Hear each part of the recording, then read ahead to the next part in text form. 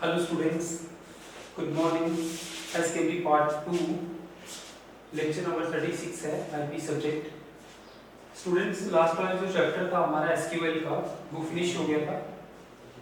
इसमें last unit जो हमारा है that is visual basic.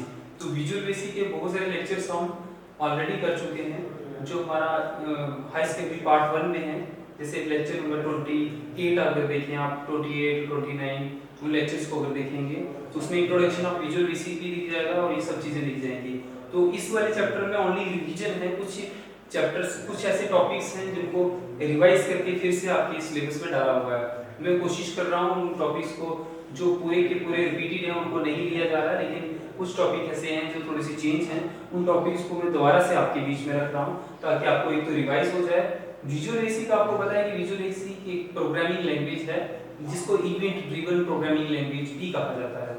Event driven programming language इसलिए कहा जाता है उसको क्योंकि ये बिल्कुल माउस जो है माउस का कंट्रोल आपकी स्क्रीन पे रहता है और आप ड्रैग और ड्रॉप कर सकते हो बटन्स को लेके वहीं पे स्क्रीन के ऊपर. जो फॉर्म्स का कंट्रोल रहता है पूरे का पूरा आपके माउस के ऊपर रहता है. आप फ्रंट एंड में जो डिजाइनिंग करते हो और बैक एंड में इसकी कोडिंग करते हो. फ्रंट एंड और बैक एंड भी आपने देखा हुआ है. तो विजुअल बेसिक एक हाई लेवल प्रोग्रामिंग लैंग्वेज है जिसमें आप जो प्रोग्रामिंग लिखते हो जो आप करते हो उसको सबसे पहले आपको प्रोग्रामिंग को डिजाइन करना पड़ता है. जब आप डिजाइन करते हैं अवेलेबल ऑप्शंस में जो भी ऑप्शंस आपके पास होते हैं डिजाइनिंग के बाद उसकी कोडिंग की जाती है. फर्स्टली वो डिजाइन होती है. तो इसमें जो इस वाले चैप्टर में दैट इज 12th क्लास में जो लास्ट वाला यूनिट है आपका जिसमें थर्ड वाला यूनिट है जिसमें आपको विजुअल बेसिक के बारे में बताया गया है. तो विजुअल बेसिक का जो टॉपिक है उसमें है decision statements in visual basic. Visual basic में डिसीजन स्टेटमेंट्स क्या होती हैं, किस तरह से डिसीजंस लिए जाते हैं. डिसीजंस में मैंने आपको कई बार पहले भी बता चुका हूँ कि क्योंकि फ्लो चार्ट और लूप आपने देखा है कि मुझे एक डिसीजन लेना है. फॉर एग्जांपल मैं मार्केट में जाता हूँ, मुझे एक मार्कर चाहिए तो मैं शॉपकीपर को कहूँगा कि मुझे एक मार्कर दे दो, मुझे राइट करने के लिए चाहिए. तो वो कहता है कि वहाँ पे मेरे पास मार्कर तो है बट मेरे पास ब्लैक मार्कर नहीं है. तो मुझे जब भेजा गया कि मैं मार्कर लाने के लिए आऊँ ताकि मैं राइट कर सकें अपने बोर्ड पे. तो अब मुझे लगा कि यार ब्लैक मार्कर नहीं है तो मुझे डिसीजन लेना है. तो उस समय मैं ब्लू कलर का या रेड कलर का या किसी दूसरे कलर का मार्कर भी ले आ सकता हूँ क्योंकि मुझे डिसीजन लेना है. इसी तरह से इसमें 2 कंडीशन या 3 कंडीशन या 4 कंडीशनें दे दी जाती हैं.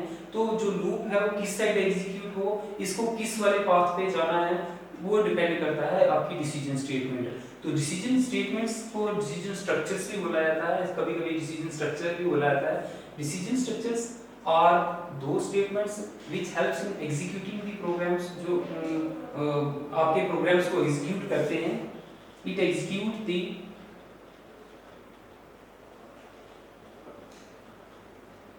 the programs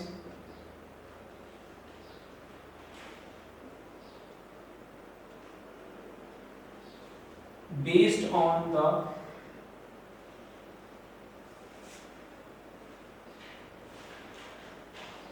their ये जो आपकी स्टेटमेंट को एग्जीक्यूट करेगा बेस्ड ऑन देयर कंडीशन कि किस कंडीशन में वो है, कौन सी कंडीशन होगी उसको कौन सा डिसीजन लेना है ये डिपेंड करता है उसके ऊपर. बेसिकली डिसीजन स्टेटमेंट जो होती हैं वो 2 टाइप्स की होती हैं. नंबर 1 इज इफ स्टेटमेंट, इसको पहले को इफ स्टेटमेंट कहा जाता है. और number 2 is select case statement. Select case statement. If statement और सेलेक्ट केस स्टेटमेंट में है फर्क क्या है. सबसे पहले इफ स्टेटमेंट के ऊपर आता हूं. इफ स्टेटमेंट क्या होती है.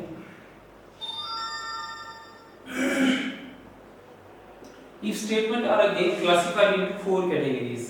इफ स्टेटमेंट को 4 कैटेगरीज में फिर से बांटा गया है. Number 1 is if then end if. Number 2 is if then else.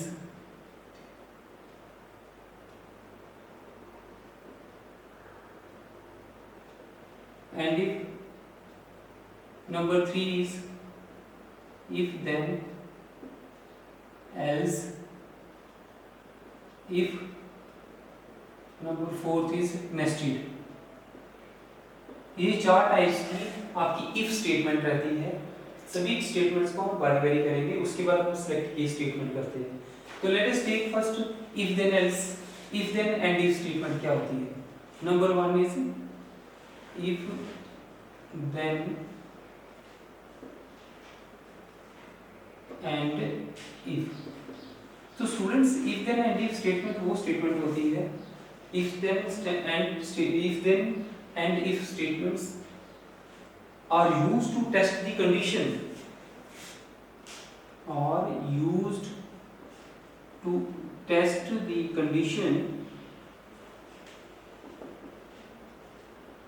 and if it is true,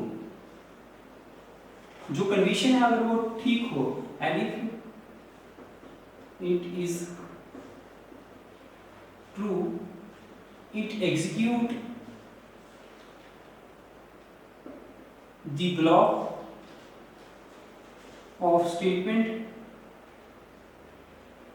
उस ब्लॉक ऑफ स्टेटमेंट को ये एग्जीक्यूट करता है, और अदरवाइज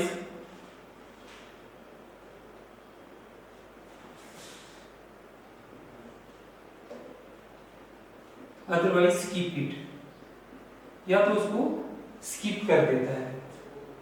इस स्टेटमेंट का जो सिंटेक्स रहता है इस तरह से रहेगा,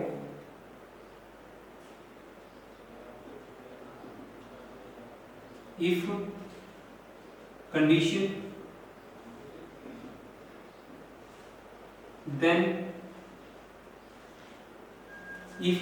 then statement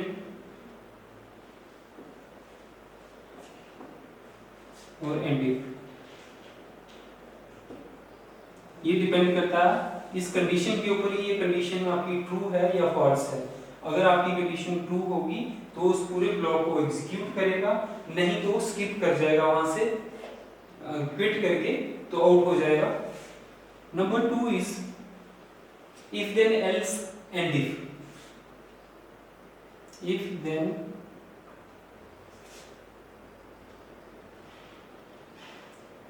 else end if, ये स्टेटमेंट इस स्टेटमेंट से किस तरह से डिफरेंट है, भिन्न है? It is this statement is also used to test the condition.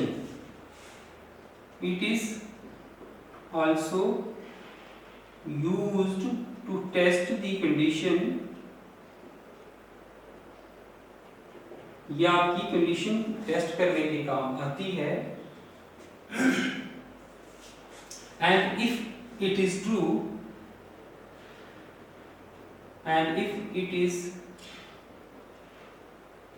अगर ये कंडीशन ठीक है, it execute the block of the statement given after then we लिख सकते हैं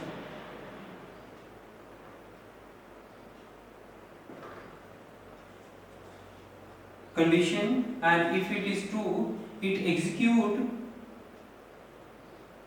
the block of statement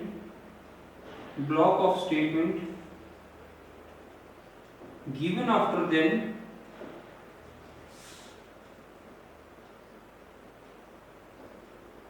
otherwise it execute the second block, otherwise it execute the other block, और second block भी लिख सकते हो, other block of statement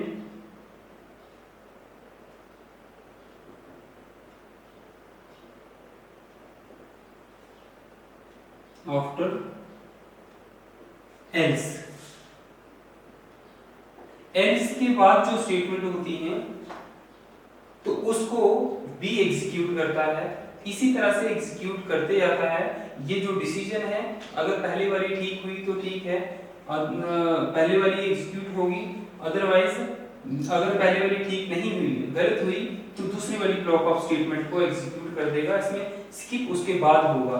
इस वाली में डायरेक्टली पहले ही ये कंडीशन चेक होती है, उसके बाद वो ट्वीट हो जाता है। सिंटेक्स में थोड़ा सा जरूर फर्क है। सिंटेक्स में आप लेते हैं इफ कंडीशन देन स्टेटमेंट, इसके बाद आएगा आपका एल्स, फिर से कंडीशन आएगी,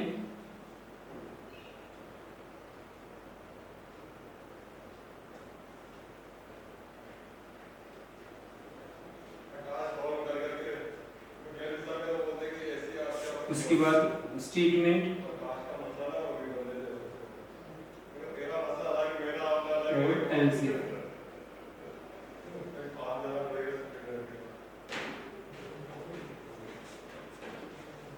इसके बाद आएगा आपका एंडेड। इस तरह से इसमें इतना सा डिफरेंस है इस वाले सिंटेक्स में।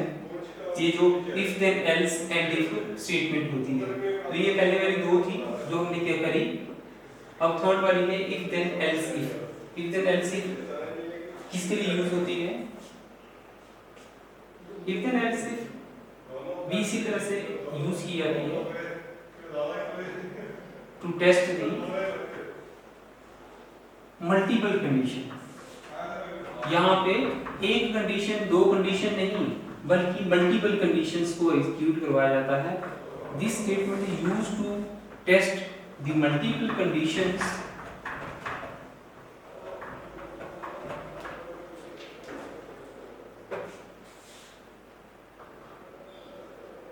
if then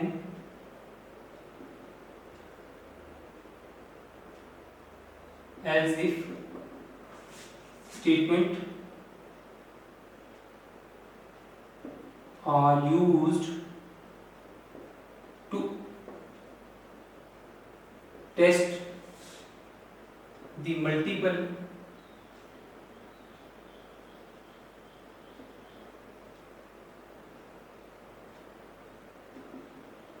conditions, as it tests the multiple conditions, as it tests the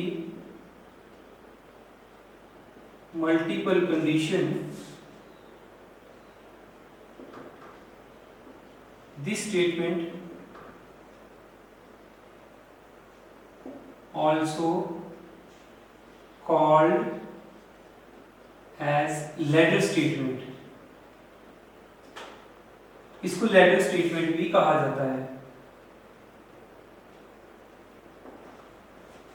इसी तरह से मल्टीपल कंडीशंस लगती रहेंगी, एक कंडीशन लगेगी।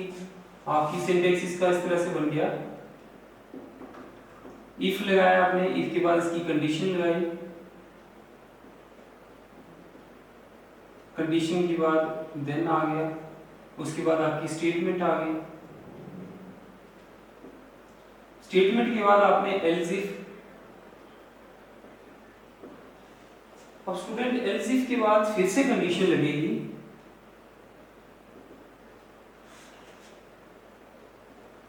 और कंडीशन देने के बाद आप लिखेंगे देन, क्योंकि दूसरी कंडीशन लग रही है।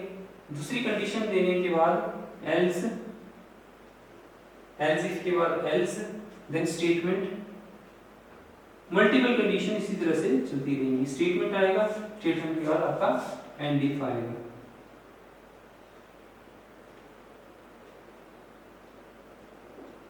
ये जो स्टेटमेंट, ये स्टेटमेंट है जो मल्टीपल स्टेटमेंट्स को, मल्टीपल कंडीशंस को चेक करने के लिए लगती है आपकी if then else if statement.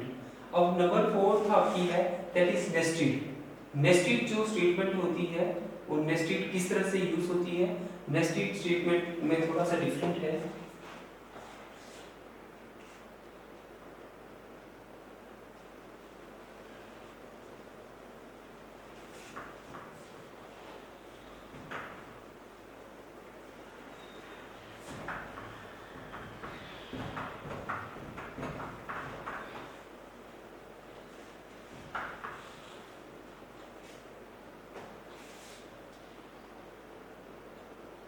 Nested statement nested statement में it is also used to test and it uses one if or else if inside another one if or else if statement. It uses one if or else if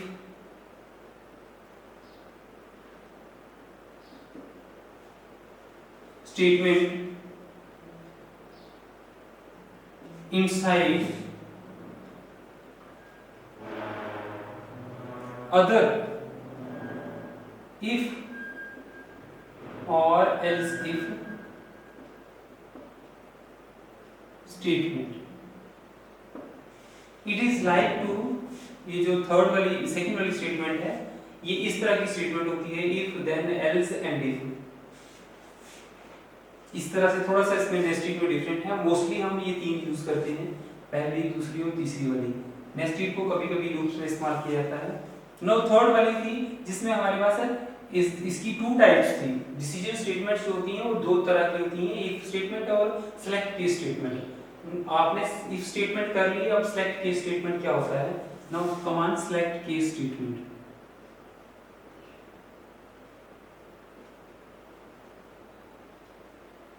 select case statements कौन सी statements होती हैं? इन statements में एक option जो है from multiple options use किया जाता है। हम एक सिलेक्ट करते हैं एक ऑप्शन फ्रॉम मल्टीपल ऑप्शंस। आपके पास बहुत सारे डिफरेंट ऑप्शंस होते हैं। Here we select one option from multiple options.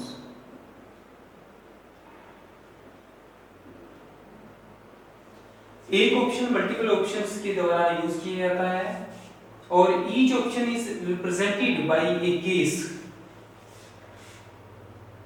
And each option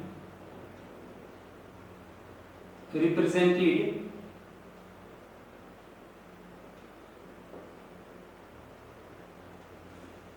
by case। Case select statement में केस के द्वारा ही जो दूसरा ऑप्शन है उसको यूज किया जाता है और सिलेक्ट्स और जो आपका स्टेटमेंट है are similar to the and this statement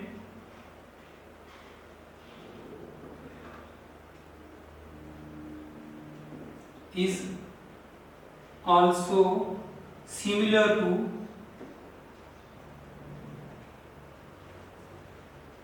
if then else if। इस स्टेटमेंट की जैसी ये स्टेटमेंट होती है, इसका सिंटेक्स थोड़ा सा डिफरेंट है। सिंटेक्स में आपके पास रहेगा सेलेक्ट केस लगेगा, सेलेक्ट केस सेलेक्ट ले लिया, सेलेक्ट में case statement, select case statement या एक्सप्रेशन ले लो कोई भी।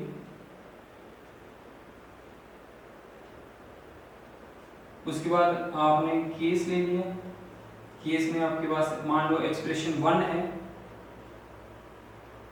एक्सप्रेशन 1 ले ली, आप एक स्टेटमेंट को एग्जीक्यूट करवा रहे हो। एक स्टेटमेंट के बाद आपके पास केस 2 आ गया, केस एक्सप्रेशन 2, केस एक्सप्रेशन 2 के बाद फिर से स्टेटमेंट आएगी दूसरी वाली। इसी तरह से कैरी ऑन ये चलता रहेगा। स्टेटमेंट के बाद फिर से एल्स केस else statement और end statement सो ऑन। इसी तरह से यूर का आपका चलता रहेगा। That is in the case of select case statement. Students ये थी आपके पास डिसीजन स्टेटमेंट्स क्या होती हैं, डिसीजन स्टेटमेंट्स विजुअल बेसिक में क्या होती हैं। क्योंकि जो थर्ड वाला यूनिट हमारा रहा था जिसको हम कर रहे हैं लास्ट यूनिट है, 6th वाला यूनिट जिसको हमने भी कंप्लीट करना है। तो ये जो स्टेटमेंट्स हैं विजुअल बेसिक में कुछ इस तरह से लूप्स, कुछ स्टेटमेंट्स, कुछ ऑपरेटर्स के बारे में बताया गया है। तो ये सब चीज़ें हमें अभी बारी बारी करनी है। और आज जो हमने करा डिसीजन स्टेटमेंट्स का, डिसीजन स्टेटमेंट्स के बाद आपको कुछ इसके कंस्ट्रक्ट्स हैं, प्रोग्रामिंग कंस्ट्रक्ट्स हैं विजुअल बेसिक के, वो भी हम कर लेंगे। और उसके बाद जो भी नेक्स्ट वाला टॉपिक रहेगा विजुअल बेसिक का जो छूटा हुआ है उसको हम करेंगे। तब तक के लिए नमस्कार।